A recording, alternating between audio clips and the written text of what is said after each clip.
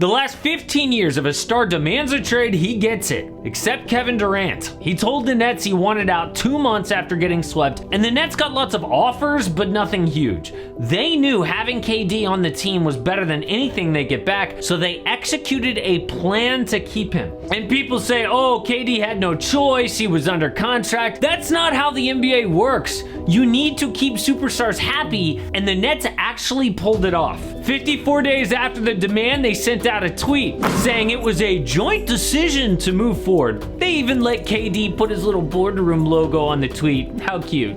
But behind the scenes, the Nets were playing him like a kid, letting him think it was his idea. But the crazy thing is, you will not hear about this in the media because they were in on the Nets' plan too. At the end of this video, I'll tell you a secret about being an NBA YouTuber that has everything to do with this story that you will not hear anywhere else. But to explain the Nets' plan, we have to start with the actual trade demand. On June 30th, Woj followed up the news with this tweet that said, as the Nets prepare to move one of the most valuable trade assets ever on the market, the entire roster will be available to discuss in deals. Teams have been calling on Durant, and the Nets will certainly look for a historic return of players and draft picks. Oh, one of the most valuable trade assets ever? Didn't that strike you as odd? I mean, maybe when KD was 24, not 34. He's been injured almost half of his games as a Net. I said on this channel, I thought it would be worth it for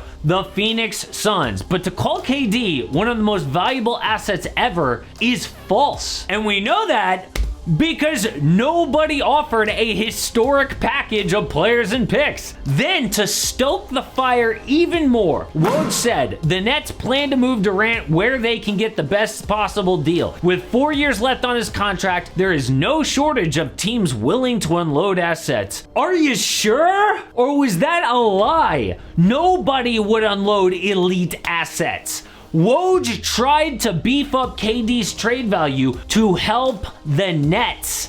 He is a shill for that team's front office instead of being an unbiased reporter. And how do I know that? A story exposed how Woj stopped ESPN from reporting that KD wanted his GM and coach fired. The best video on that story is by my boy Stefan over at Heat Check. You should all go check that video out. But basically, ESPN did not report the biggest NBA story to protect Woj's source. According to reports after the trade demand, calls came in with the Raptors refusing to offer Scotty Barnes for KD. The Heat wanted to keep Bam Adebayo. The Pelicans said Brandon Ingram was untouchable. The Grizzlies wouldn't offer Jaren Jackson Jr. and Desmond Bane. The Suns offered Mikal Bridges and picks. The Hawks, John Collins, DeAndre Hunter and a pick. And of course, the Celtics, Jaylen Brown, Derek White and a pick. But the Nets wouldn't budge. Teams started to wonder if the Nets actually even wanted to trade KD. According to multiple unnamed GMs,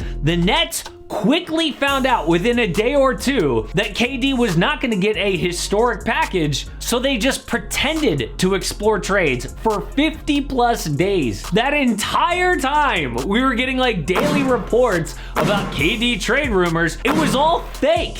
The Nets knew 48 hours in, they were going to keep Durant, so they just made it look like that they were just trying everything. Then after a few months, they could say, man, KD, I'm so sorry. I mean, we really tried. I guess we're just going to have to run it back. Durant got everything he wanted in Brooklyn, but it still wasn't good enough. He even tried to get his coach and GM fired. No wonder no one wanted him that bad, not to mention the injuries and his age. And all this made the team owner Joe Tsai very angry. He made billions with the Amazon.com of China called Alibaba.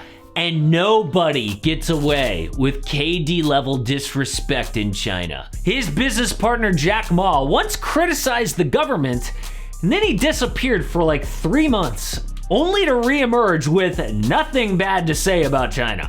So imagine that dude, Joe Tsai, letting his players get their way with the boss? Oh no, Kyrie, you are not getting that new contract. And KD, you're staying right here, buddy. But the craziest thing is, they could still win the NBA championship. Now look, I'm not picking them, but you have to admit, not many teams have star level talent like the Nets. But the most interesting storyline for me is not about KD or Kyrie. How do they use Ben Simmons? I don't even think he needs to shoot threes at this point with their roster, but is he actually gonna play center? The only fives on their roster are Nick Claxton and Day'Ron Sharpe. How crazy would it be if Simmons let go of his need to play point guard to live in the paint? That makes sense from like a basketball standpoint, but they would lose one of the best things about Ben Simmons, his elite playmaking. The Nets need to go from the best reality show in the NBA to one of the best teams. And all this falls on the shoulders of Steve Nash. Awful. He is not an elite head coach. KD and Kyrie picked him so they could push him around. Remember when Kyrie said, "I don't really see us as having a head coach"? Yeah, they don't. Nash is outmatched easily by guys like Eric Spoelstra and Steve Kerr and Ty Lue, coaches they will see deep in the playoffs. If there's one thing the Nets do need, it's a new head coach. But I don't think the Nets will do it under any circumstances, because that would be letting Kevin Durant get his way. They are so done with having the players run this team. But if they do raise a banner, the drama will be worth it. KD will then say, you know what? I'm happy that I chose to come back here. When really, he was getting played the whole time. But I have to tell you, the big secret about being an NBA YouTuber has everything to do with that story. So what I have to do, or what any NBA channel has to do, is find a good story to tell. And one guy has been responsible for some of the best stories behind the best NBA YouTube videos. His name is Ethan Strauss. You may know him from getting ripped by Kevin Durant, but Ethan Strauss broke the story about how Nike lost Steph Curry to Under Armour by mispronouncing his name and using the same PowerPoint they used for Kevin Durant. Jimmy High Roller did that video 4 years ago, and it was a big reason why Jimmy started to get popular. That video has 15 million views. Ethan also did the recent story about how ESPN didn't report on KD demanding that Steve Nash gets fired. And that video that I talked about that Heat Check did,